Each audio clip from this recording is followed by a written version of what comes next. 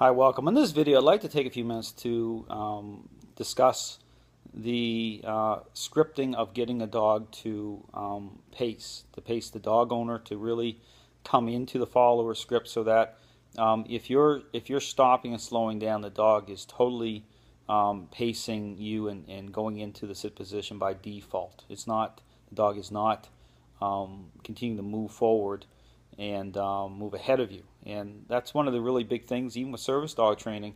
You really want to make sure you're meeting that mark. You're hitting that standard, that benchmark, to make sure that the dog is totally in tune to the movements of the owner and following on script the whole time. And so part of that is building that into the process itself. So on my last video with Jax, you'll see me, demonstrating the pacing exercise out into my neighborhood on the street and talking about it as well, and you'll see it happening. But again, I want to do this video just to explain it a little bit in more detail. What's happening is number one, the first thing you really need to do is understanding what that really means. The dog getting in tune to the level at which the dog's mind is advancing. It's kind of like a snowball effect. So it's really understanding and setting that up so that you can see that, so that as you're moving forward and say whatever point that you're coming to a stop or slowing down, a dog's continuing to advance forward. Not, in that investment level's there. The dog is not, you're not faded into the picture that way. And so, really assessing that, getting a sense of that. That's why it's important to vary your pace at times too. So you start to slow down, but still keep it within what's reasonable. I mean, the whole thing is, if you just, as I'm moving this pacing exercise forward, it would be unreasonable for me just to put the brakes on just as the dog and just halt and then yank on the dog. I mean, that's not the way to do the pacing, the scripting. Okay, everything that, how everything sets up, it's about what's reasonable. Just understand that, and how influence is communicated in such a way that the dog understands. The dog is going to, so it's all about being successful. So just understand there is a method to the madness, so to speak. If you really pay attention to how I'm setting things up, everything follows a sequence. Everything's very intentional, but again, it's really making sure the dog is successful, even within the pacing exercise. So again, as I'm doing it, I'm already knowing that the dog is going to advance. Okay, so what I'm doing is just like, instead of just piling on the brakes, I'm just slowly stepping on the brakes, which means I'm slowly slowing down, but I'm actually nudging.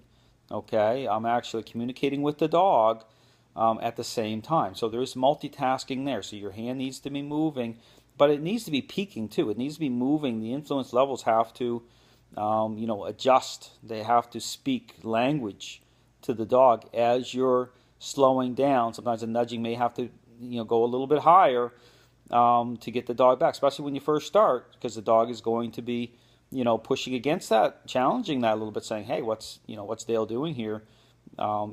He's supposed to go to where, to point A so I can get to point B. And this is about motives of dogs. This is why it's important to start to script this in, to get the dog to slow down. But again, this is where you want to strip it again. You want to strip this down to, to a flat collar. Again, it's about alignment. At first, you may have to use a pressure collar, when you're first 2 or 3 days. But again, as a relational tool, not this whole crank and yank type of scenario. If you're using it, make sure it's, you're using all the other methods correctly, and that way it's truly an effective tool.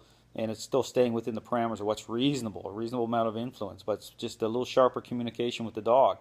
But then how that sets up, that allows you to move into using a flat collar, and then you can start to advance the script even more, even doing this pacing exercise. But again, it's all about wanting the dog, needing the dog to totally be in tune to the dog owner's or handler's movements, their pace. It needs to be totally in line. But again, the pacing exercise is something where you can build it into the script. How I do it is during the walk. There's times I will really, I'll just be moving forward. I'll be nudging the dog back a little bit, but then I will really kind of gear it up. Okay, I'll take a segment of that walk and really do multiple sits, really communicate and getting that pacing going, making sure that mind's coming back. I'll do it over and over and over again. And because it's really about high technique, high expectations, really good communication, really getting that skill set going. And that's what really drives everything forward. So there's parts of that walk that you really want to kind of divide it up. So I'll divide it up if I'm going out into my walk with the goal of really working on that pacing exercise off camera. Okay, with the camera, you see me doing it. I'm one-handing it. Really, it's something that needs to happen with both hands going. So I'm doing it with the camera so people can see it for effect.